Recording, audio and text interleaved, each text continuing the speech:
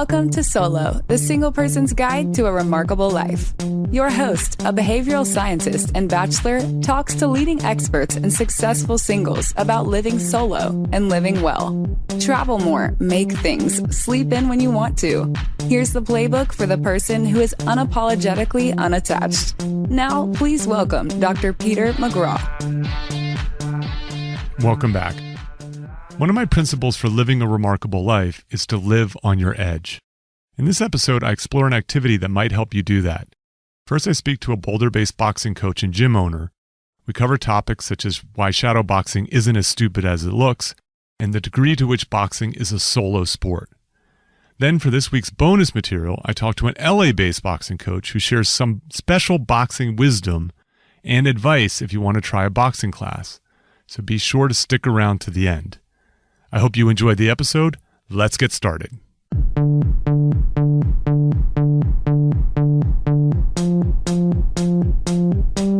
Welcome to Solo, the single person's guide to a remarkable life. I'm Peter McGraw. Today's guest is Kirsten Barry. Kirsten is the 2016 Colorado State Golden Gloves champ. She's a USA weightlifting and USA boxing level 1 coach. I joined her today at the Corner Boxing Club in Boulder, Colorado, where she's a head coach and co-founder. Welcome, Kirsten. Thank you. So we are actually, so you may pick up a little bit of an echo. We are in the gym. We're not in the office. And we're sitting in the center of the ring right now.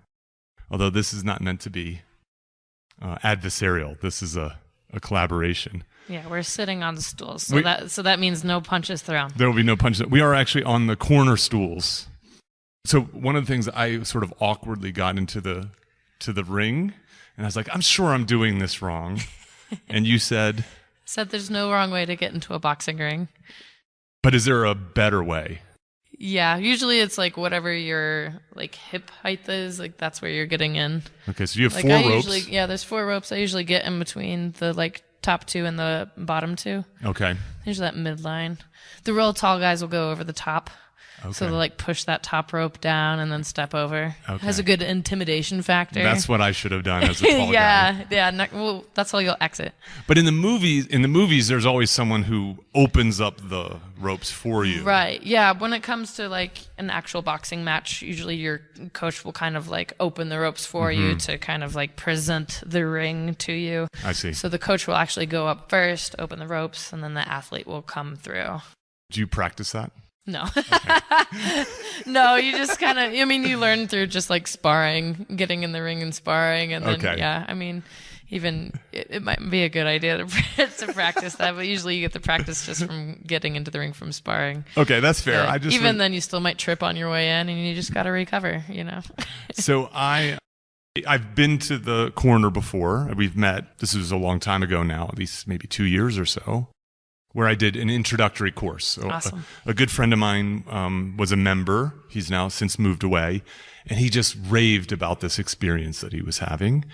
And he was talking about also not only that it was a great experience in terms of a room and everything, and then he was just like, oh, the people who run it are super interesting and so on. And so, to be honest, I'm preparing to move away. I'm going on a sabbatical, and I've been doing a lot of tidying up. I've been channeling Marie Kondo and tidying up my office and everything. And I actually came across your business card. And you're like, this brings me joy. This brings me joy. I actually brought it with me. And I thought, this is exactly the kind of episode I want to do for Solo. The theme of this podcast is about living a remarkable life. And, using time and energy and space to do things that are interesting, that make you a better person, that stretch you, and so on. And I remember being stretched by that introductory class. And, there were different movements, and, I'm in decent shape. I'm a good athlete, but I felt like a big dumb guy. I was sore the next day, and I just remember it being this challenging but encouraging, lively kind of atmosphere.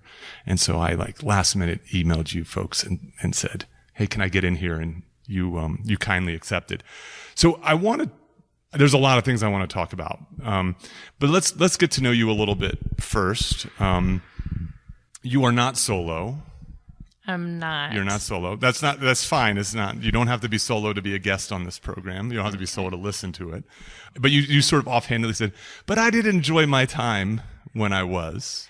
Yeah. I fancy myself one of those extrovert introverts. Like I can turn it on, but then like I'm exhausted and I'm so happy just to get like time to myself, to not be like entertaining people or be interesting, you know.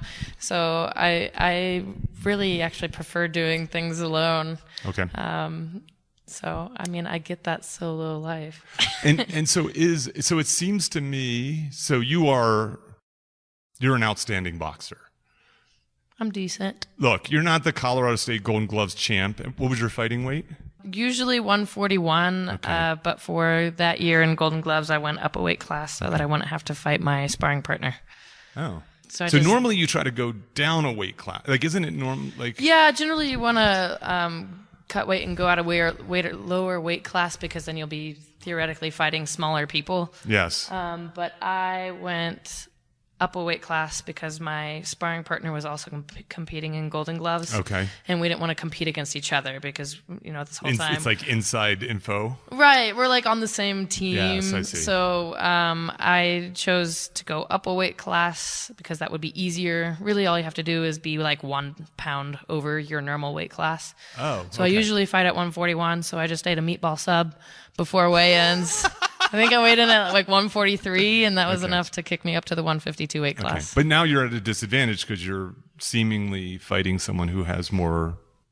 Yeah, that's what I thought. I thought I was going to be fighting girls who were sort of my same like fitness level, but taller. But it turns out they were heavier and smaller. Okay, I see. Both of them. So that was actually I had a lot of fun. Did you? This is headgear. Yep, And headgear, mouth guards. So matchups are made based on your experience. So you're fighting someone with pretty much the same experience level, same number of bouts as you. So like someone who has 10 bouts will never go against someone who has 1. I see. And then you're same weight class, so you guys weigh the same. And then the third thing is that you're in the same like age range. Okay. Within 10 years. Okay, that makes sense. And I know there's something. So okay, I'm just going to say this. Say it. Most of what I know about boxing, I learned from watching Rocky, which is probably what most people have had that experience. So sure. I know a little bit else, but there's also differences in the size of gloves. Sometimes gloves are yeah, bigger, smaller, it's heavier, a different lighter. in ounces. Ounces, yes. Is how they break them down. So for competition, like depending on how much you weigh and how old you are, you'll have that'll affect the ounces. So like me, I would be using 10-ounce gloves, where you will probably be using 16s. Okay, and why or 12s? is that? I mean, sorry. Okay, yeah, I'm not that old. And that reason is because it's just like a safety thing. Like you don't want big dudes using little gloves. I see, because I see. Yeah, it kind of. I mean, unlike like pro boxing, which is what Rocky was centered about, amateur boxing is more about the safety of the athletes rather than the entertainment of the audience. That's well put. Right. That's and so when you're fighting Golden Gloves, this is usually you win by scoring punches rather than knocking someone out. Right, because of the parameters that are set up, the like same weight, same experience level, you know, relatively same age. It minimizes greatly the risk of a knockout because you're not going to have someone who like weighs way more, or that weight discrepancy. So and plus, you know, the headgear and the mouth guards, it kind of lowers that risk. Not to say that it doesn't happen. It's just way less likely to happen in amateur boxing than pro boxing. And I suspect the more evenly matched two people are, the less likely that is to happen. For sure. Yeah, I see. It doesn't nullify it or completely write it off, but it significantly lowers the chance of it happening.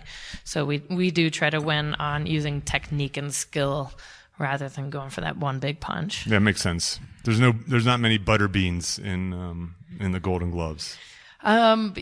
Yeah, I mean, when it gets to the bigger guys, some of them definitely get a little fluffier. But yeah, one thing I've definitely learned about this is that you can't make a judgment on someone based on their physique necessarily, Because like between like the guy who's built like a cloud, like those big bodybuilder guys, and like the skinny fat dude, I'm going to bet on the skinny fat dude because he's got more mobility than Mr. Cloud Man who can't itch his nose. I see. You know what I mean? With the big muscles, it slows you down. I mean, you don't necessarily want to do too much weightlifting with this sport. Okay, so I'd be perfect. I'm not. I I'll let you make that assessment. I don't know you well enough to. No, I'm teasing. Okay, so you said you're this introverted extrovert, or you're an extroverted introvert? The latter. Okay, so I think what seems to be interesting to me is it seems like boxing is a good introverted sport, and coaching and co-founding a gym is kind of an extroverted activity. For sure. Okay, so let's talk about how you got into boxing and then how you transitioned into this world. I assume you're still boxing, but how you transitioned a little bit. Yeah, I was debating getting another match in June, but it takes effort and time. Sure, of course. And you're running a business now. And I'm running a business. I mean, I was before, but I don't know. I'm also a volunteer firefighter now, so I've got that going on, and it's just hard to dedicate the time to that.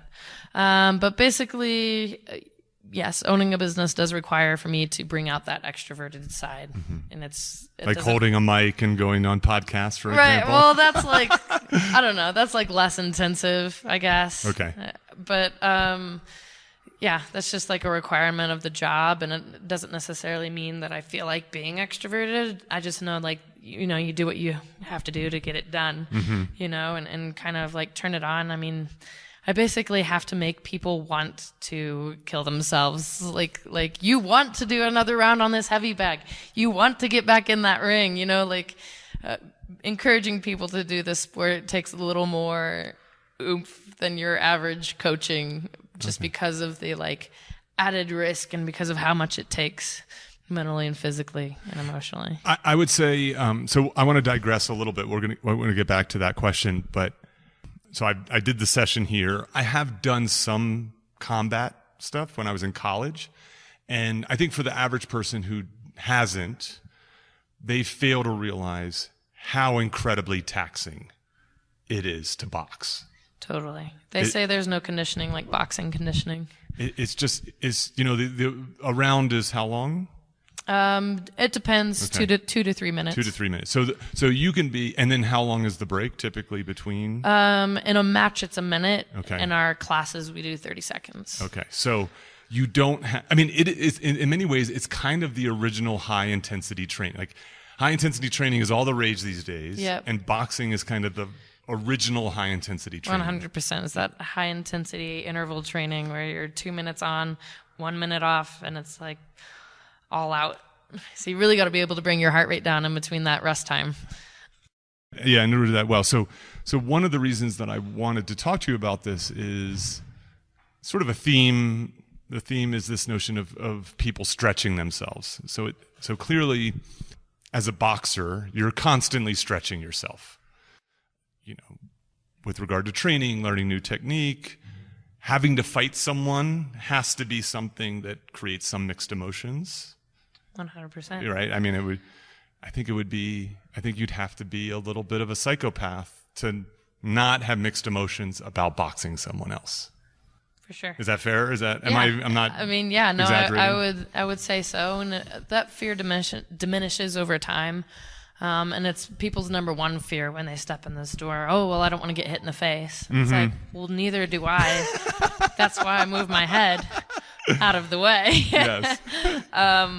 But I mean, it's sort of something that we joke about in the intro class. Like, you're not going to get hit. Number one, that costs extra.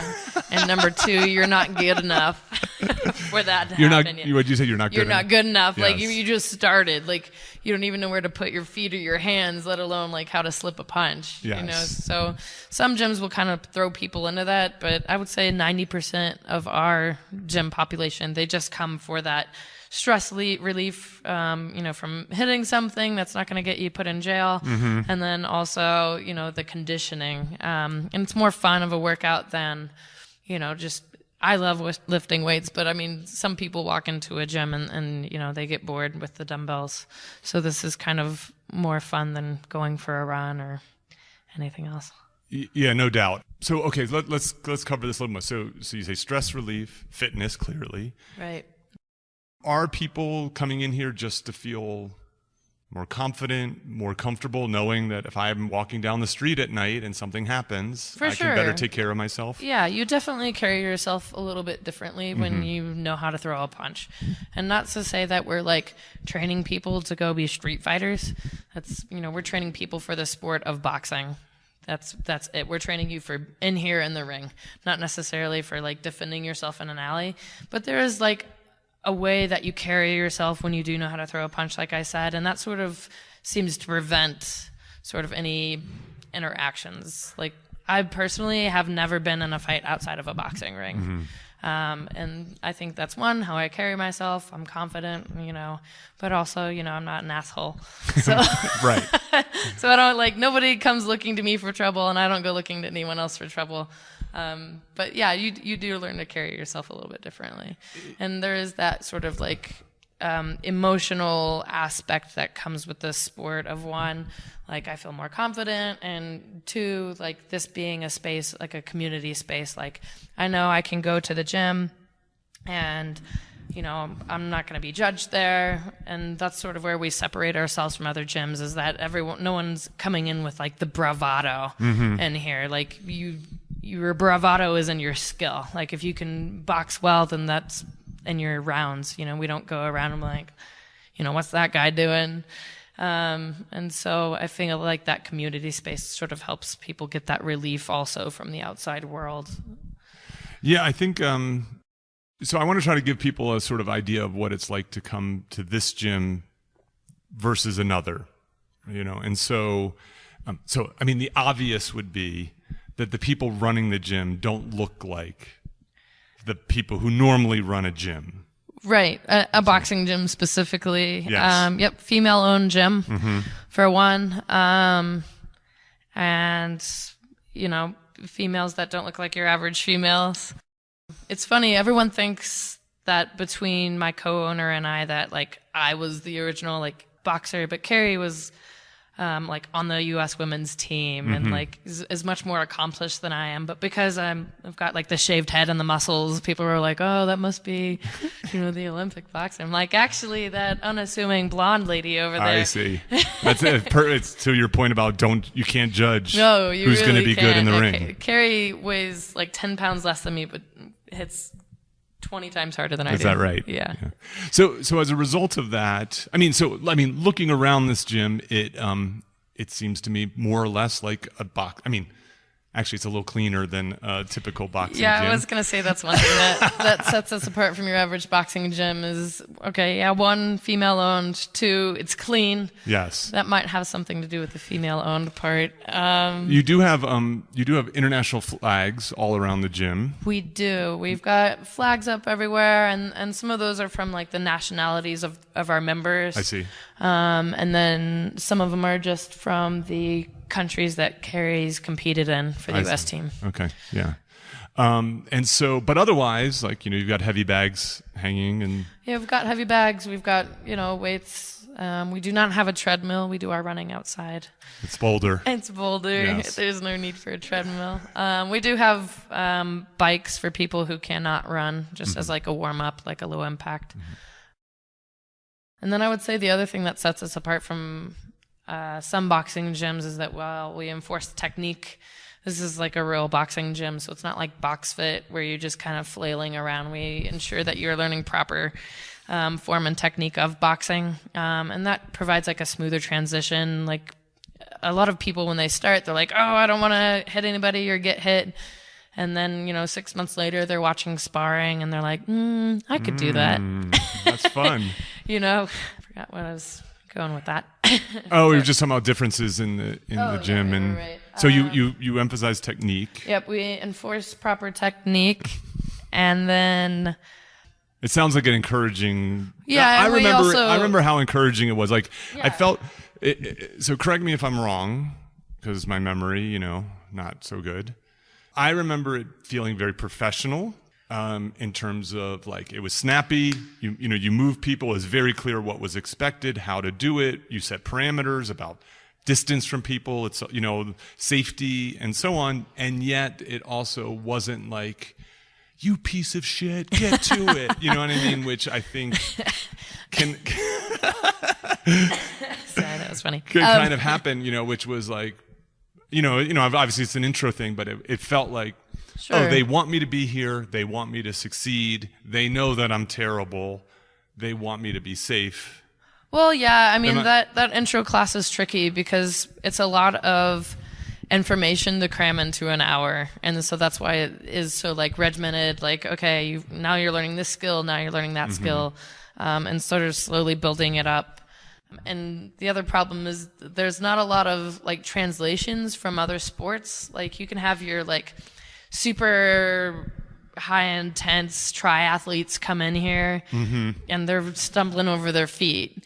Yes. Because like there's no translation from any prior like sport or experience. It's something of its own, like the footwork and how you move. It's so different. Yeah. I mean, I when I was in college, I had played basketball in high school, and then as a freshman in college, I picked up lacrosse, and I got good in a year because I had spent years moving like that. Sure. Even the flow of the game is similar and so on. Right, and right. So I could see how when you don't have much to what would be the closest thing that if some like who makes the best I think transition? Tennis has similar footwork actually.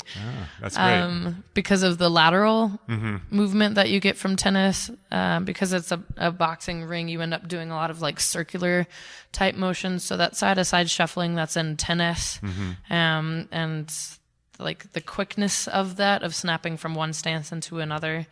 Yeah. I mean, No, that's great to hear. I would not have guessed that. That's fantastic. Yeah. Especially because like, when you think tennis and when you think boxing, right, you think of different tennis people and, boxing, and different there's two peas in a pod. Yeah, different socioeconomic status and so on. So that's really cool. So you are so let's get back to your roots. So you are spending a lot of your time coaching, running a gym, working on your sort of extroversion muscles. Sure. But you got into this world as a boxer and living. It is a kind of solo sport in a sense. I mean, I'm just picking up that. I mean, of course you have coaching and you need an opponent and so on. Yeah, I think that's sort of a misconception about boxing being a solo sport. Because yes, you are like the only one in the ring, but what got you there was a group of people. Like you usually have, a training partner and sparring partners, and then you've got your coach. And as far as like going with your coach, I mean, in the beginning, certainly, we say that the best puppet wins, meaning the person who can listen to what their coach is yelling from the corner and execute it will win, because the coach is on the outside. You're in the eye of the storm, so you can't see everything that your coach can see. Okay. So if you can like hear what your coach is calling out and execute it in that moment, you will win. Okay, so I want to do something for a second. We'll see how this goes. So I'm going to have you hold the mic like at arm's length. Okay. And I want you to simulate what you as a coach or what you might hear as an athlete. Okay. From a coach, you know what I mean, during a match. All right, okay. Sure. Yeah, I want to hear this. Okay. But you do it loud like it would be in the thing. Right. Keep your hands up. 1, 2, step right, 2. Keep moving, keep moving. Try to take an angle. Double jab. 1, 2, 3. Okay, that's great. Okay. What does 1, 2, 3 mean? So in boxing, every punch has a number associated with it. Your jab is your lead punch, is your 1, which for righties will be your straight left. Okay. And then your 2 is your cross or your straight right hand. Okay. And then your 3 is your lead left hook. Okay, that's cool. I never knew that. Yeah, so there's a bunch of them. And so as a coach, there's coach, on each corner yelling this stuff out, a crowd cheering. Right, exactly. You're exhausted. You're worried about punches coming at you. Right. You're moving. Yep. And you're supposed to be processing, and when you hear 1, 2, 3, you're supposed to be throwing. Sure. You said a jab across a hook, basically. Yep. Yeah, you've got to like just try to execute in that moment, and do what your coach sees. But you're right, you're combating all of those other things. You're, the noise from everyone else, plus your own fears. Every time you get caught with a punch, it's discouraging, and you feel like you can't even get close to your opponent, let alone throw this combo your coach wants you to throw. Yeah, combos are tiring. Totally, yeah. Yeah. So how'd you become a boxer? One of my friends suggested I take a boxing class. She just said that I was an aggressive person, and that she thought combat sports might suit me. You were how old? I was 27. Oh, so you're a little... 26. Actually, I was 26. Okay. Yeah. That seems late to the sport. Yeah, 100% late to the sport. And that's one of the things we hear a lot is, I wish I had started this sooner. Yeah, I see. So that people could be farther along. Because you folks do, you have a seniors program, including Parkinson's boxing and old broads boxing. Yes. And that's one of the things I love about our gym is that we're all age ranges, all walks of life. And the old broads class is my personal favorite class. Okay. How old do you have to be to... It's 50s and up. Okay. And I coach that class, and I love it. We just rock out to Joan Jett and hit stuff, and it's so much fun, and yeah, it's just a great time, and it's super encouraging because one day I want to grow up and join the old broads. Oh, that's great. And if you were to kind of describe the typical old broad, what's she like? She generally is not fragile. She's a robust individual. Yes, a robust individual. Who can bite down and push through the rounds when they want to quit. They've generally your average old broad has faced their fair share of adversity and knows how to get through it. Yeah, that's great. Wow. Do you have a particular favorite old broad story? One of my favorite old broads is named Maggie. Okay. And she is the captain of her softball team, the Colorado Peaches. So it's just like a league of their own. But she's like 87, I think. And she's just like this little thing, but she's got so much fire in her.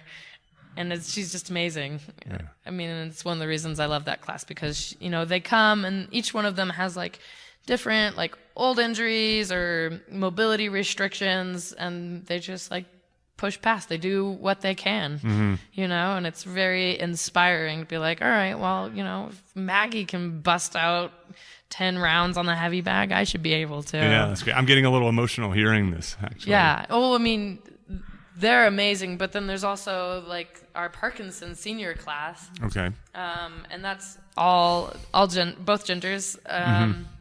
And, they have Parkinson's, so that presents a bunch of different ways. Usually it's like one-sided weakness. There's, the traditional shaking that everyone's used to seeing from Michael J. Fox. And there's just memory and a variety of different symptoms. And they come in. Some of them are in here 3 days a week. We have this class 3 days a week, and they come in and they get their stretches, and they, same thing. They're like pushing themselves so hard, but they're having fun, and it's just very encouraging, and it's sort of like a mutually beneficial atmosphere because, they get a workout, and I get like it's like a endorphin boost because like, I don't know. It's just fun. Yeah, it sounds uplifting. Yeah, it's very uplifting, it's and I love getting our like youth athletes in here too, so that they can see like, these days when you come in and you feel so tired and you don't want to train, like you're like, look at these folks. Look at them. Like, you think they're tired? You think they like woke up and had like 10 different aches and found out something else is aching now, and they still came in. Right. So it's like, you got to push yourself. That's fantastic. So you're 26. You have a friend who says, "I think you should do this boxing class." Yeah. You say I'm like, okay, so let's do I tried it out, and I loved it. The number one thing that I loved about it is I'd never been so sweaty doing anything. Okay. And then it just feels good to hit stuff. You get that workout, and there's like that pop. Yeah, there's that like satisfying pop, and that feeling when you like, all right, that was a good punch. I was at the right range. I got the rotation right. And learning all of that stuff, that is the added challenge on top of the physical. Mm-hmm. The number one thing we hear from the intro class is, I didn't know there was so much thinking involved in boxing, because there's so much technique involved. Your feet have to be the right position. Your hands need to be in the right position. You have to keep moving your head. You've got to keep moving your feet and, mixing up your combos. There's just, everything has to keep moving. Yeah, there's this notion in psychology called flow, a flow state. And so I'm going to describe it to you, and you tell me when you started to feel it as a boxer. So the notion is that we can achieve a flow state when we're involved in an activity. So it could be a thinking activity, but it could also be a physical activity in which the challenge and your ability match up. So if your ability is below the challenge, you feel stressed and anxious. And if the challenge is below your ability, you feel bored. And so, so painters, writers describe being in this flow state where everything kind of disappears. Time even seems to stop. You forget to eat, this idea. And I think this happens also in physical activity once you get good enough. Sure. And I can even imagine something as seemingly as simple as punching a heavy bag, that you can achieve that kind of flow state because it has a challenge that needs to be met. Yeah. And I'm so curious, like for you, have you had that experience? And if you did, when you started to notice that it would happen? Yeah, I mean, what immediately comes to mind is that a lot of people, when they're working in here, the first month, everybody kind of feels the same way, like I suck, and everyone thinks that they're worse than everybody else, and it's like, don't be, I don't know. It's tricky. I'm like, don't be so hard on yourself, but also like let that drive you, that desire to get better. Mm-hmm. And so in the beginning, you really just feel like you can't, there's so much to get right. You feel like you can't get anything right. Mm-hmm. You're like, my feet are the wrong distance apart, or, I keep dropping this hand when I throw this punch, or whatever it may be. And I guess really like one of the first moments it clicked for me, it wasn't until after my first match, because there's just nothing like applying the skills you learn on a heavy bag to the like practical application of it. Kind of everything you learn goes away. But it wasn't until after that match that I took value in shadow boxing, which you have seen in the movie Rocky, when he's like runs up to the top of the stairs and he's like punching the air. Mm-hmm. So that's shadow boxing, and to everyone else it feels stupid, because you feel like, I don't know what I'm doing, I'm just like punching the air. But after my first match, I was like, oh, well, this is what I'm doing. Like, I'm using my like mental kind of imaging to like pretend how my opponent moves and how I'm going to move. So you kind of like play out scenarios in your head when you're shadow boxing, so that maybe when you actually get into the ring, you're like, oh, I've encountered this scenario before, even if you like haven't physically done it. So I just remember that like shadow boxing stopped feeling stupid. Okay. And it started feeling useful. Yeah, that's neat. It's like, okay, well now I'm not just like punching the air because there's nothing in front of me. Like, I can envision my opponent. I can remember how my opponent moves. Mm-hmm. So that was one moment. And then the first time I slipped a punch correctly. Okay. So we always say you want to make a miss by an inch, not by a mile, because we want to be efficient in our movement. So the first time I slipped a punch correctly, it was like the Matrix. Like, it just barely skimmed my head. It felt like slow motion. And was like, what? And it just like felt so cool, because it was like just barely grazed my head, but didn't like connect. I was like, what? Yeah. And so like that was definitely a moment for me. I was like, all right, yeah, it's coming together. I might be good at this. Yeah, I might have what it takes. Together, yeah. And so you were good at it. I mean, obviously you were bad at it, then you became good at it. You clearly have some, what we call skill. Yeah, natural skill, whatever. But of course, natural skill is not enough. Right. I mean, it's not nearly enough. Like, it's not. The most naturally gifted person doesn't always win. Right. You need grit. You need good training. You need a good coach. Yeah. Etc. It's mostly hours in the gym of just practicing. Yeah. There's some like famous Muhammad Ali quote about how he wins the match when the lights aren't on, there's like outside the ring. Yeah, outside the ring. There's like I can't. First of all, I know what you're talking about. You know what I mean? I'm no Muhammad Ali. But yeah, so I think that's right. So I want to talk about some other things, but I read this article. I haven't been able to find it, sadly, because it was pre-internet. It was a series of essays in, I don't know, some Esquire or GQ back when they were more serious about being a writing magazine. And I don't know if it was Norman Mailer or Ernest Hemingway. Like, it was that sort of style essay article.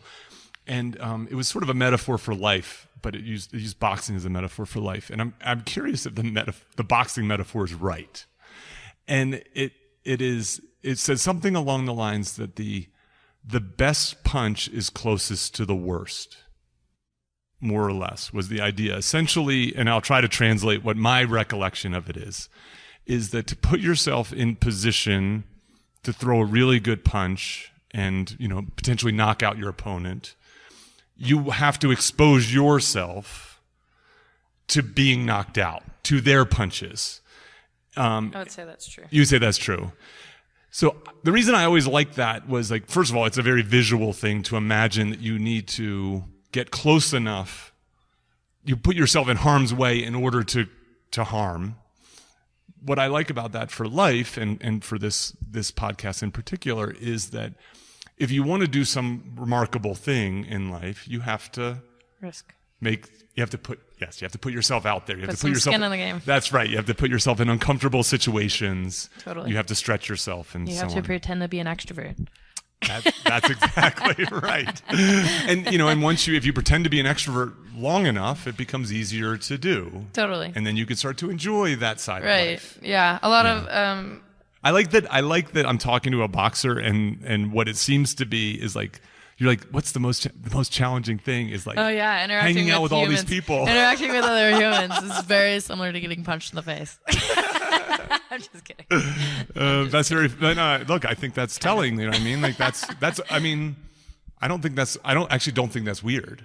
Yeah. I mean, it does. It takes that like extra effort and you have to be willing to like put yourself out there. But going back to that quote, I mean, I'm butchering it, of course. No, I mean, but yeah, basically anytime you throw a punch, you're opening yourself up to be punched.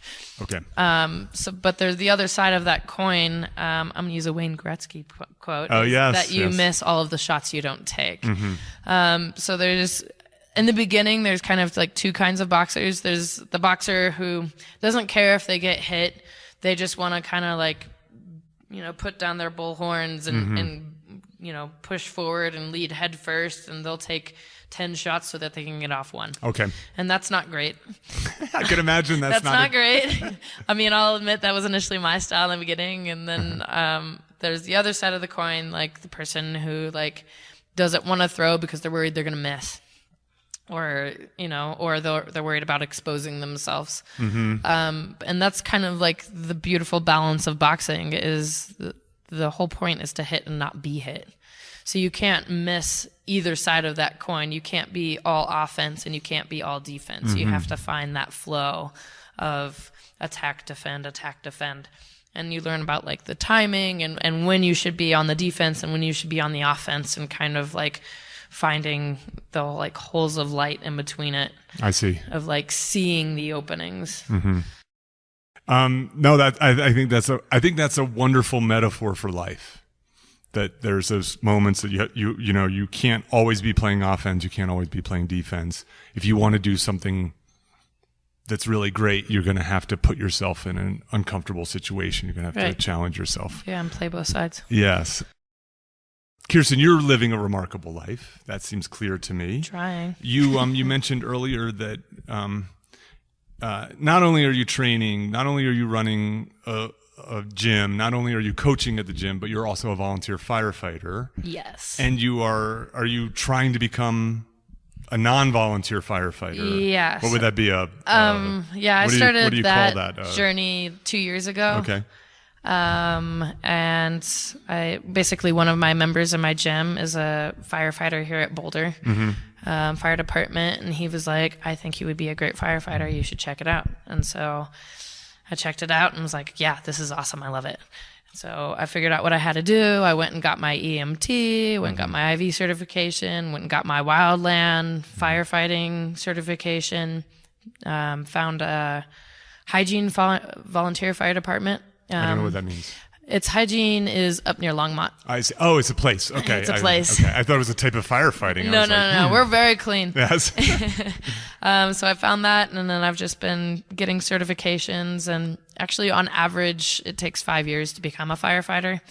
It's very competitive. I can imagine. So I've been just working at that, and I also recently tried out for the Colorado firefighter calendar. I have a question about this. Someone had fed me an Instagram post. January, February, March calendar. Instagram post of your tryout. Oh, good. Someone showed you that. which, ladies and gentlemen, will be in the exhibits of this. This thing. I had to do a 3-minute routine.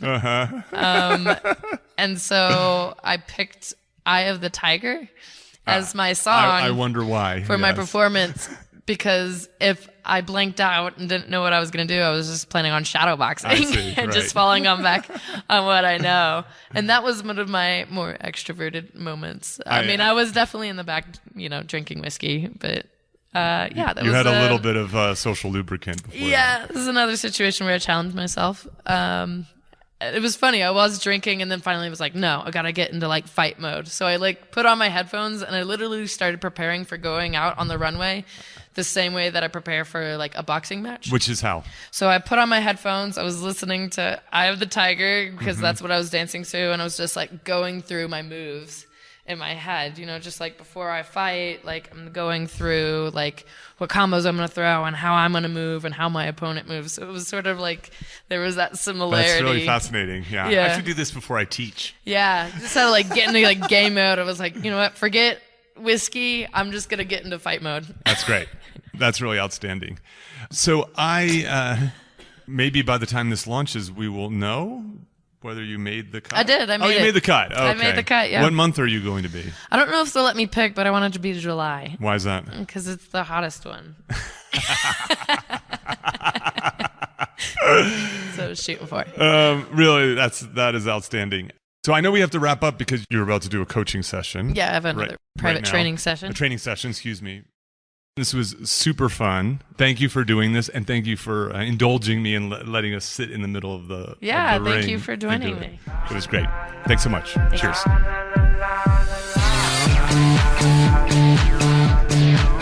Welcome back for some special bonus material.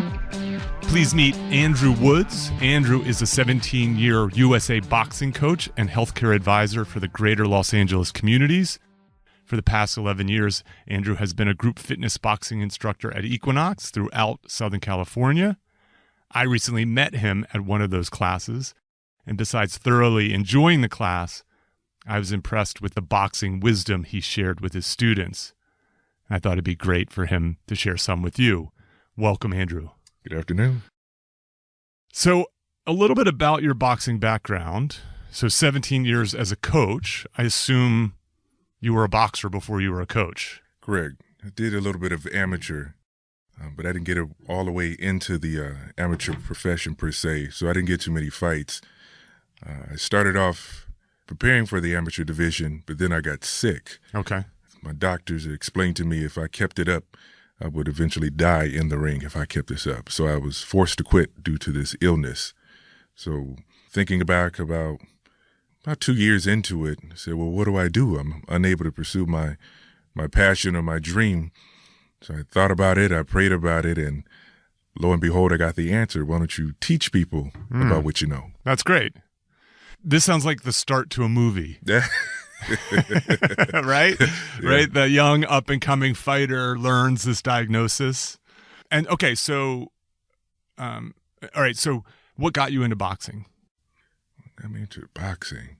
I just picked it up. You did? I don't even know how to really explain it. My father got me and my twin sister into martial arts when we were very young, but we didn't really take it seriously. It was just something that we kind of did as a pastime because my father, he was a 6th-degree black belt in Taekwondo, and I kind of left it out after that. Wasn't really interested in it, but I found myself later on in my teenage years, more in my pre-adulthood, 20s, 21, that I was struggling mentally, spiritually. I was struggling in any area, in any and every area of my life. So I tried to figure out, well, how do I fight to get over this issue? So I found myself getting into boxing, almost looking for a cure, looking for an answer. So I picked it up. I knew how to fight already. Don't ask me how I knew how to fight. I just knew how to fight. I did it well in the streets. So I said, let me pick up this thing and start taking it more seriously. So I got myself into the gym. Broadway Boxing Gym is where I came out of. Started in 1998, and I just taught myself from there. So everything I've learned was autodidactic. If you don't know what autodidactic means, it's self-taught. Okay. So everything that I've learned was self-taught. So I taught myself how to fight. So I would watch films. I would go to the library, pick up old boxing films. YouTube did not exist in 1998. Right. It wasn't even there. We did not have YouTube. We had email and that's it. Correct. So we would go, my mother would drop me off at the library, and I would go pick up old fighting films from Sugar Ray Robinson days to the Joe Louis and Muhammad Ali days, and I would sit there and I would watch and study until I got familiar with the technique, with the offense, with the defense, and I would take what I would get from the films and apply it into the gym. And before I knew it, I got really good at it, and I would train about 6 hours a day, learning how to master and sharpen these tools. But I wasn't eating properly because I didn't understand about nutrition and dietetics. So imagine I'm working out to the bone, 6 hours, 4 hours a day, and only eating baby food and bread. Yes, that's all I could afford at the time. Right. Because remember, boxing's a poor man's sport. There's no money involved. But I did it because I loved it. So I was doing it so much that I was literally malnourished. So I was trashing my body day in and day out. But I was getting better at perfecting my craft. And eventually I would get so sick to where I would have these massive stomach aches that I just wouldn't go away. I would take all kinds of medicine and it wouldn't go away. And then eventually, over the weeks and the months, my belly would expand out almost as if I was pregnant. Then I went to the doctor, and the doctor said, you have a condition called rhabdomyolysis. And it's a condition where your body starts eating at itself. So my body was attacking my kidneys and my pancreas at the same time. And I don't know if you've seen children in third world countries where they're really small, but I had that condition. I see, yes. So the doctor said, look, you do two things. You can keep doing what you're doing. You probably die in the ring, or you can stop what you're doing and potentially save your life. So I stopped what I was doing, and I remember I couldn't go to the bathroom for almost 6 weeks. So imagine the amount of pain that I was in, right? So sitting here, laying on my back, no medication, because the doctor said there's no cure for this. You just have to let it ride out. Okay. So I would sit there, lay down, depression would kick in, suicide thoughts would kick in. It was just, what do I do? So like I said before, I would prayed about it, thought about it, and lo and behold, I said, you know what, I can imagine how many other people or fighters in particular are going through the same thing that I'm going through. Why don't I teach them about proper health, proper teaching as far as the sport of boxing is concerned? So first, heal myself naturally. So I said, well, there's no medicine for this. Let me figure out how to properly nourish myself. So I went into studying dietetics and nutrition, anatomy, gastroenterology, herbs, and natural and holistic ways of medicine, and healed myself naturally. From there, I said, let me figure out how to go into the business of coaching. So I got online and figured out how to get a certification at the USA Boxing Foundation, and took all the courses and certified myself as a USA Boxing coach. From there, I just went on and promoted myself, and in history ever since. And here you are. Here I am. Now, obviously this is an amazing story. Again, feels like a movie. But at this point, you're a young coach, right? When I think of boxing coaches, I think of these sort of grizzled old veterans. You know, I think of Mickey in from Rocky, and I think with of the old cigar in the mouth. Yeah, and who's the guy who was Mike Tyson's coach? Customato. Yes, right. These sort of old curmudgeonly guys. Now, what's fascinating is my previous guest, Kirsten Barry. She's young. She's youthful. You're a little older, but you're a youthful man. And when you started this, though, you're in your late 20s. It was about 20, 21. Okay, so even less than that. Yeah, so very young in that way. What do you think the advantage and disadvantage of being such a young coach was for you? The disadvantages were the experience. Because most coaches have a lot of experience. They've been around professional and amateur fighters for a long time, so they've seen the ins and outs in regards to the sport. More importantly, they understand the business a little better, I would hope. So me lacking that experience didn't necessarily put me at a disadvantage. It just stretched my capacity to learn, and rather a capacity to learn more and to get more involved. So I had to do more work than what average coach would have to do. So I went in to the deep end. I said, look, I'm going to surround myself and then get involved as much as I can possible. So if I die doing this, hey, I die doing it. So I got into films. I would go to different boxing camps. I was anywhere and everywhere, just soaking up as much knowledge as I could. I see. And from there, it was just prayer. I promise you. I prayed. I said, God, just send me the help that I needed. And because I didn't know where to look. There's no boxing instruction booklet. There's no where to go, how to, or it's sort of an apprentice profession. You start out as a fighter. You work your way up. And you work your way up, and then you can't fight anymore, and then you might either transition out or transition into coaching. And so you were creating the playbook for yourself as you went. Correct. Now, I like situations like this. I like when people deviate from the status quo, because it gives you, while it has a disadvantage, it can give you an edge, which is a fresh perspective. Correct. Right. So if everybody's doing exactly the same thing and you do something different, that can provide an edge. Now, I'll tell you what I liked about your class. There were two things that I liked. One is your class is really physical. Right. So this is kind of a fancy gym. And these are very pretty people kind of doing these types of things. And your class, you're like really hitting things. You strap on this sort of, I don't know, it's a thing that goes over your chest and belly that's padded. Body vest. Yes. And then you hold these pads in your hands, and you'll have people, right? So you have a group of 4 people, and they're doing some sort of calisthenic work, and you call someone down out with you, and you kind of will rough them up a little bit if you need to, like if you notice that they're being a little scared or whatnot, and you'll encourage them if they're being aggressive. You put the gloves up, for different types of combinations, and then at some point you're just like, I don't know exactly what you said, but you're like, go to work. Correct. And you're just pound. I mean, you're a big, sturdy guy, but still, like you've got people hitting you in your basically abdomen, and you want them to hit you as hard as they can, as effectively as they can. Right? Correct. Yes. Right. You know what I mean? And that's unusual in a world. We live in a world where it's not okay to hit people. Correct. Unfortunately. Yeah.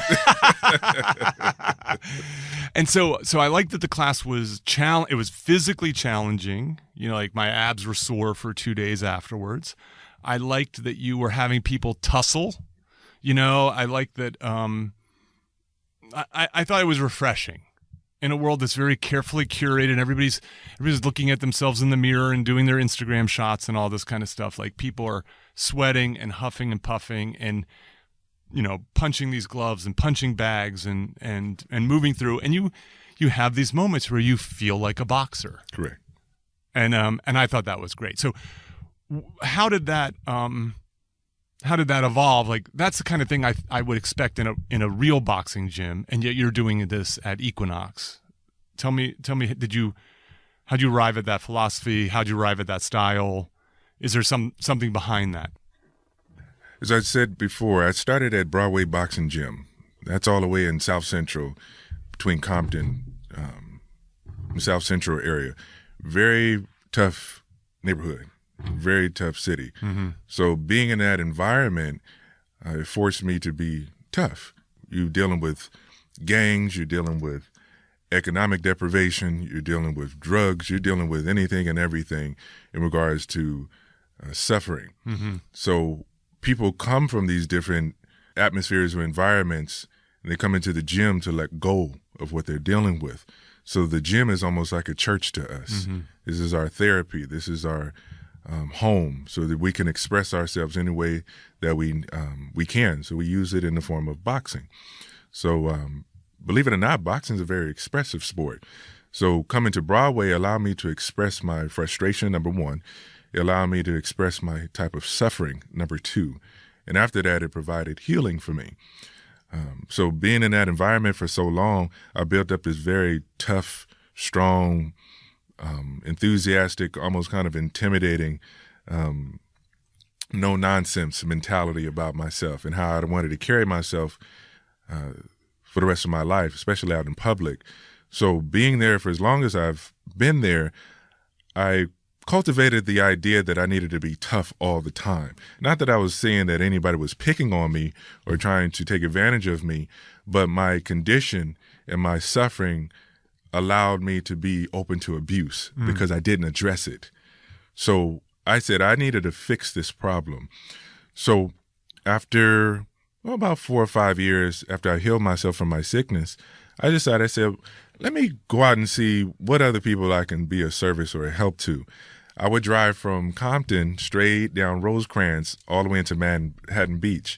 And if anybody knows the east of Rosecrans, you can run right into the beach. It was a nice neighborhood, nice people, all that good stuff. Yeah, it's one of those streets that has a little bit of everything. Yeah. Yes. You go to the west side of Rosecrans, you're going right into Compton. So I would go take my little trip to Rosecrans into Manhattan Beach just to get a little peace of mind.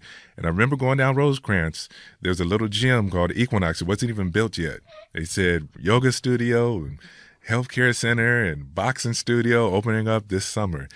I would pass by there every day and I would tell myself, I'm going to work here. Oh, nice. I just called it out. And about a year later, I went in and put my resume through, and the young lady that was head of the group fitness department, she said, well, we hired all of our people already, but if we were to hire you in the future, like, give me a little 30-second spiel of what you would do. So I gave her about 30 seconds of a little bit of Hood, a little bit of Compton, and she said, you know what, you're hired. Oh, that's she great. hired me on the spot. And that was my first initiation at Equinox at South Bay.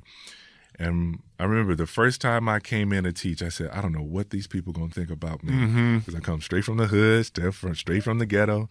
So I said, you know what, let me just be myself.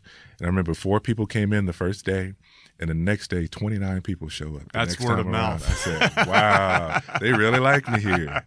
So from there, I taught them what I learned in that very rough, tough, rugged environment. But I've noticed that people love the idea of getting that tough, rugged boxing experience. They didn't want to be pushed away. And I noticed that my toughness and my firm, what do you want to call it? My firmness about getting things done a particular way scared or intimidated a lot of people. So it forced me to change my way of teaching. So believe it or not, Equinox taught me how to settle down and soften up a little bit. A little bit, find a little middle ground. It was interesting seeing first of all, it was a different crowd that's normally in one of the group fitness classes. And the other one was, there was almost like a business-like atmosphere in there. I mean, people were friendly and nice and so on, but they were strapping up. You know, they're like, okay, I'm ready to go. Like this was not like, oh, I'm going to mail it in today. Like they knew.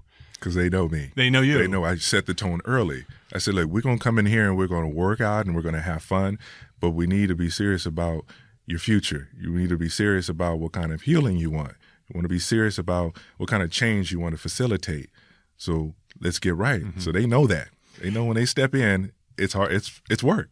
Yeah, I think it's great. So one of the things that came up in the previous part of the episode was I had sort of thought about boxing as this solo activity. And then I've kind of been changing my mind about it a little bit. So one is yes, you can shadow box. It can be a purely solo activity. It's just you in the mirror, you know, or you in a heavy bag. But it's not. That's not purely like you have someone who you might be fighting. And then this role of coach, I didn't realize how prominent it is. So in an actual fight, how important it is to have a coach in your corner. In terms of shouting instructions, noticing things, telling you, you know, what to do, you know, in between rounds and so on. And it's nice because it serves as a really nice metaphor for an idea that I have for this podcast. I've been working behind the scenes to try to develop some principles for for the solo remarkable life. And one of those principles that I'm sure of is this idea of creating a team. And I think of a coach as a teammate in a sense. Correct. You know, I mean, a wiser one and one who directs, but also one that you're never going to be the best boxer that you can be without a good coach. It's kind of like an actor and a director. An actor is never going to be better, get better without a great director. Boxer's never going to become great without a great coach. Correct. And so I saw a glimpse of that in this class. The other thing that I liked about the class was your boxing wisdom.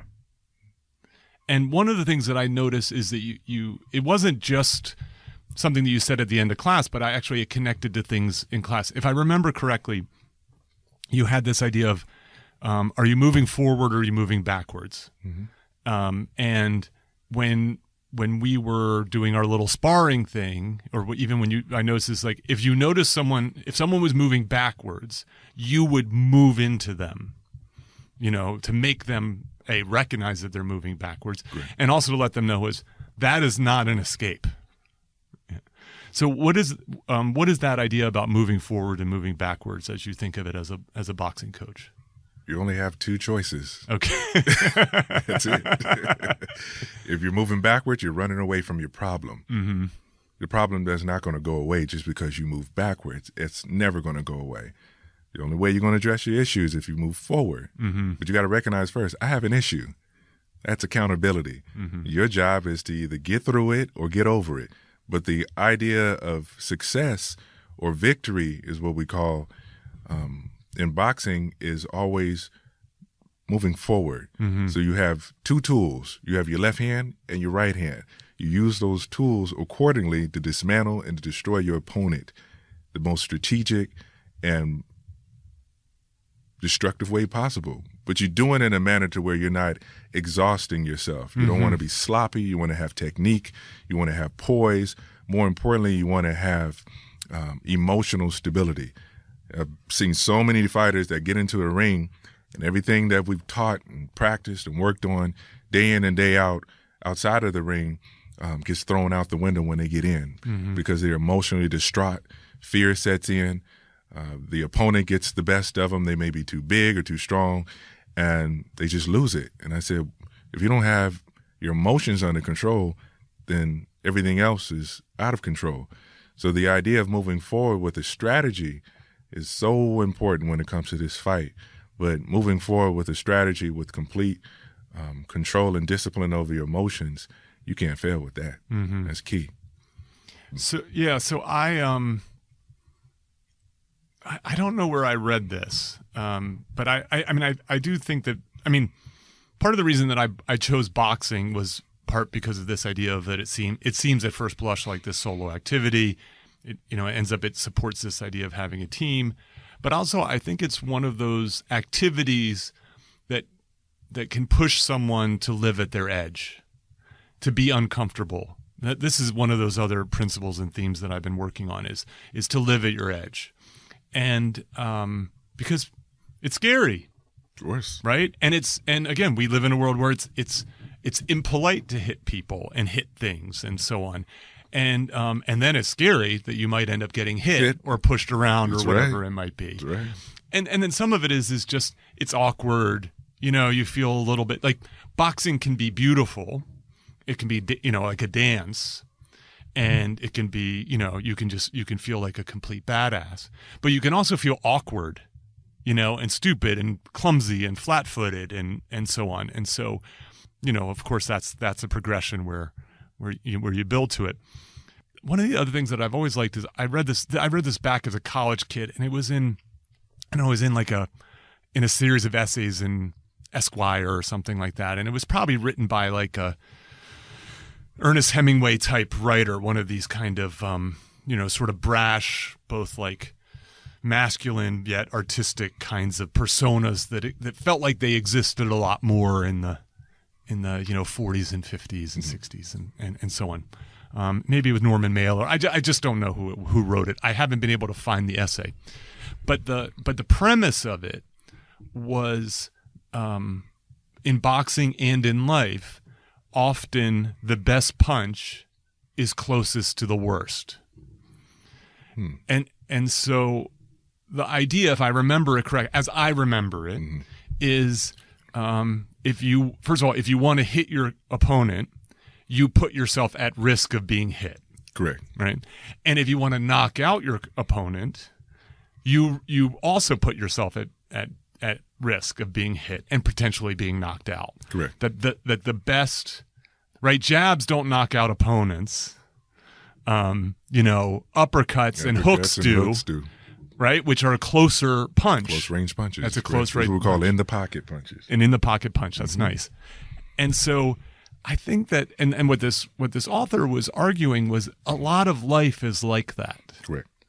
A new business venture, an advanced degree, moving to a new city, taking a risk in life can have, can turn out magnificently, remarkably, and then it can also turn out devastatingly. You know what I mean? Like, because because the best punch is often so close to the worst. And so I've always carried that around whenever I think about doing something that's a little scary, is that oftentimes that scary thing. What did you say earlier? What's the word you use? Start with an R? Remarkable. Risk? No. Oh, risk. Risk. That's it. Yes. That's it. Yeah. Most people don't want to take a risk. And that's what you have to do in boxing. As soon as you step outside of your house, you're taking a risk. You don't know if you're going to get hit by a bus. You don't know if you get into an accident. Unfortunately, you heard what happened with Kobe Bryant. Yeah, Nobody knows. Exactly. That's so unfortunate. You never know when it's your time. So every time you step outside of your home, you're taking a risk. And hopefully you have a plan. But you know that once you take a positive risk in doing anything, some negative risk is going to come back your way. That's just adversity. It's inevitable. There's nothing you can do about it, but be the best that you can be while taking the risks that need to be taken. The less risk you take, the less reward. Yes, they're correlated. You can't have one without the other. So the same thing applies in the boxing ring. You can stand by on the outside, and hopefully you can jab your way to victory. But the judges don't look so favorably upon a person who stays on the outside. It's a dancing mechanism. They're looking for you to get inside, just like you said, and take some bigger strides, some bigger risks. See what kind of body blows you can take. See if you can take some punches to the chin. But it's how much evidence are you presenting in front of the judge for you to be found favor, that you're a clear-cut winner. But if the judge says it's not enough evidence here, they'll give it to the other person. But you hit it right on the head. I can tell you've boxed before. So in terms of some of these ideas, it sounds like for the listener who's eating this up right now, what are Andrew Wood's wisdoms like along the lines of this moving forward, moving back idea? I live by this quote about pain. And when an individual decides to move forward with precision, with compassion, with understanding, with love, with gratitude, and with integrity, it's called the correction of his soul. Okay. When an individual decides to move forward in hate and negativity and spitefulness and vengefulness, with foolishness, it's called the error in his soul. Okay.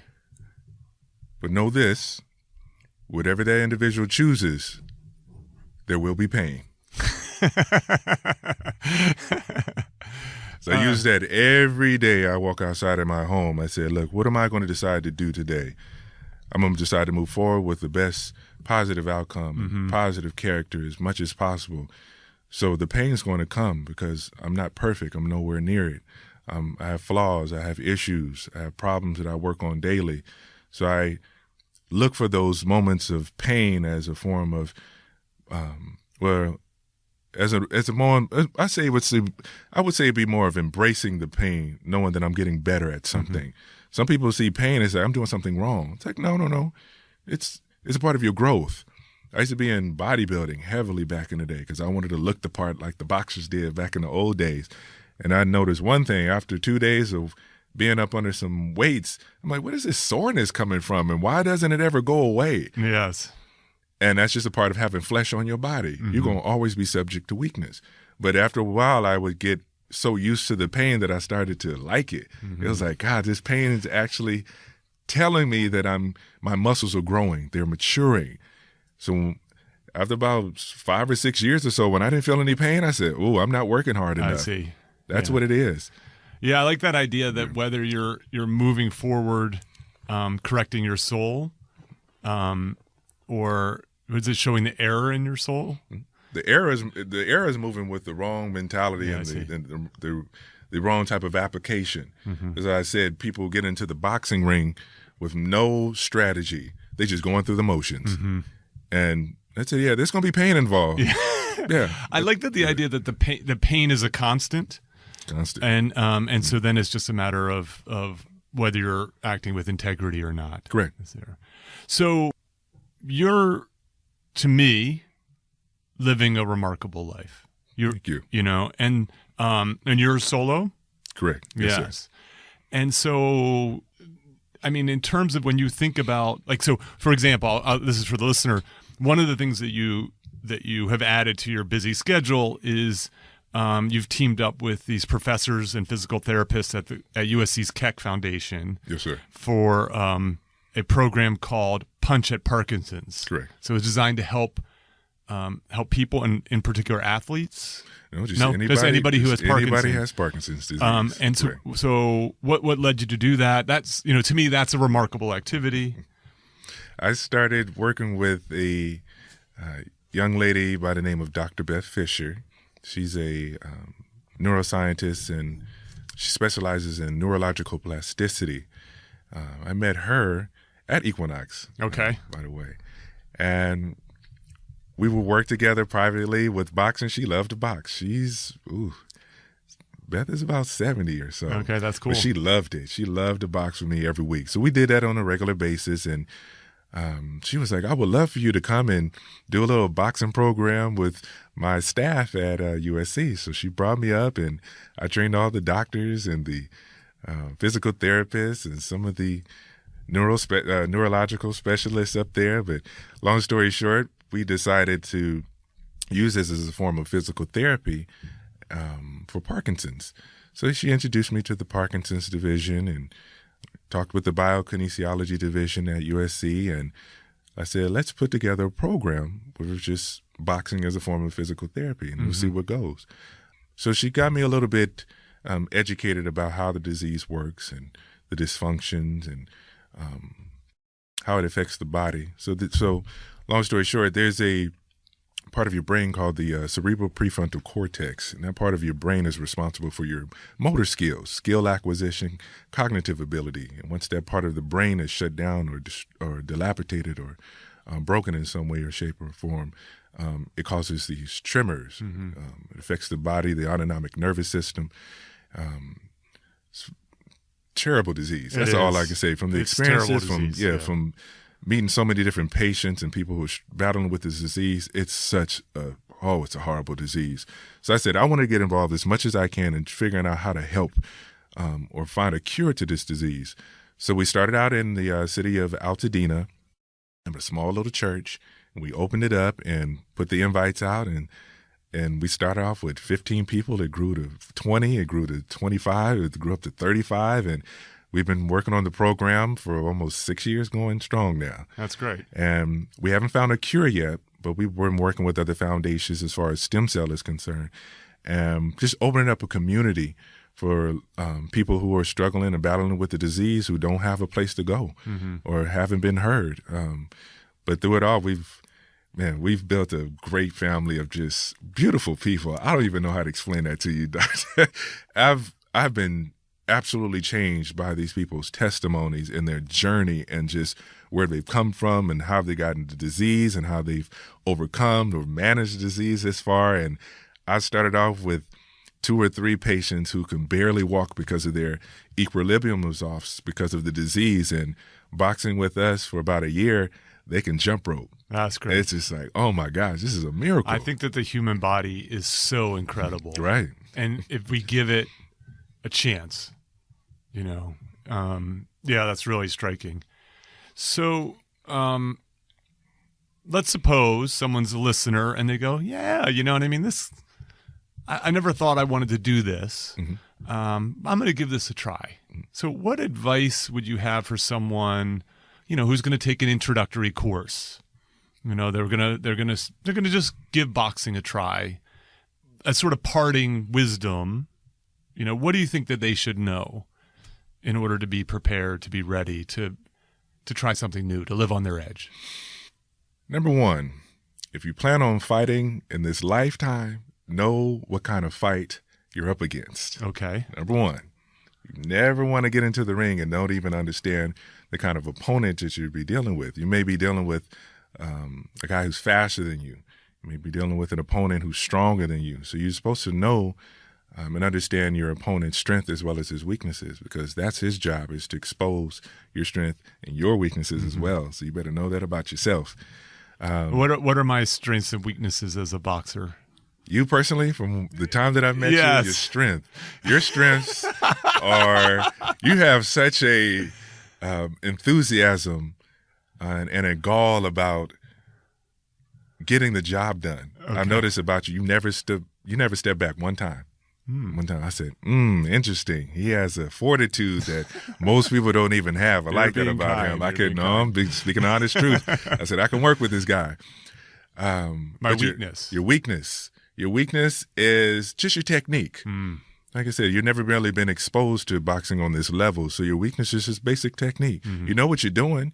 You just need to sharpen up your tools so you make sure your house that you're building doesn't have any cracks, any faults in the foundation. Other than that, I'll put money on you. Oh, that's very, very kind. Very kind. Okay, so number one, know your opponent's strengths and weaknesses. Now, the good news is you work up to that. Correct. Right. So what my previous guest said is you got to pay extra to get punched in the face. That's a good one. That's extra. I guess so. What is there anything else that comes to mind in terms of like day one? Yeah, that's just in this fight called life. That's just on your. I see. Yeah, so okay. I'm gonna split them in two. So I got it. Okay, yeah, okay, that makes good sense. You said bring some wisdom. Yes, I said please. okay. I don't want to have them swim in the deep end with no life support. I actually like that idea. So I teach marketing. You would think it has nothing to do with this, but one of the foundational ideas in marketing, especially if you're thinking about launching a business, launching a new product and so on, is to do something called a market analysis. And as part of that market analysis, you look at three things. You look at the customer, what are their needs? You look at your competitors, and you look at your company, yourself. And when you do a company analysis, a competitive analysis, and you do a company analysis, what you're looking for are strengths and weaknesses. What are we good at? What are we bad at? What are our competitors good at? What are our competitors bad at? That's essentially the same idea that you just described. Correct. Yeah. Correct. That's it. We use that in the boxing ring a lot. Well, the coaches use it a lot with our fighters. We assess the situation, we adjust to the situation, then we apply. I see. It's the same steps. It's just, all right, well, to the beginning boxer, if you want to take this seriously, it's a physical sport, and you don't have to get into the ring necessarily or pursue this actively as a career. But if you do decide to pursue this as a form of fitness or weight loss, I have people who use it just as a form of therapy. Yeah, I mean, it's a good workout. Great, it's a great workout. It's there's you can't get around it. Nope. Yeah. Number one, know why you're doing it. So have a goal in mind. I want to do this to lose 20 pounds. I want to do this to deal with my depression. I use it as a form of healing from my PTSD. I use it as often as I can just to keep me mentally sharp. I see. After you figured out your goal, go in and find a wonderful coach that can help you and support you along the way. I know a very great coach. His His name is Andrew Woods. You can find him online at woodsboxing.com. I will put it in the exhibits too. Yeah. I'll be there to support you every step of the way. But on a serious note, find you a good coach. There's wonderful and helpful coaches out there who are more than willing to help you accomplish or what's the term? Just help you accomplish your goals. Mm-hmm. Boxing is not supposed to be hard, but it's challenging. There's a difference. Things that are hard for you are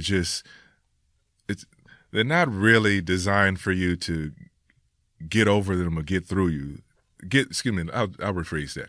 Things that are hard for you in life aren't meant for you to get over or get past. Things that are challenging for you or things are meant for you to get past or get over. The difference is one is designed for you to never succeed it. Mm-hmm. It's just like negativity. You use negativity to build yourself up. Without negativity, there's no growth, period. I don't know how often I can explain that to people. Negativity is used to build and help you grow. It's like fire. Fire can do 3 things to you. It can be used to give light, to illuminate something in the dark. Mm-hmm. It can be used to clean something and to cleanse and purify, just like it would be used to purify, cleanse gold. I see. Or it can be used to destroy something. Mm. So if you want to get rid of a bad attitude or you want to get rid of a bad personality or character trait, put your character under some fire and see what happens. But you got to stay in the fire long enough for that bad attitude or that bad character to be destroyed. So you just got to understand the uses of fire. Just because it's there doesn't mean that it's there to do harm. It's neither good nor bad until the way you use it. Right, it's the way you use it. I see. That's all. Yeah.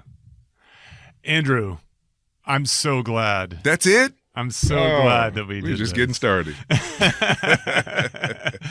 This is great because I have to hear your story in terms of your origin, battling this illness, and then now seeing you thriving, not just physically, but spiritually, emotionally, and then being able to help people, even if it's on a Saturday afternoon for an hour. I think it's great because, as I said, I've reflected on that afternoon a number of times, and I was telling you before we turned the mic on, I put it as a standing invite on my calendar, and so I'm looking forward to going back and moving forward. There it is. Spoken like a true champion. Thank you so much for your time. Thank you, sir. Honor. Cheers. Thank you for listening to Solo, the single person's guide to a remarkable life. For more about our guests and show notes, go to petermcgraw.org. Please subscribe and share with your single friends.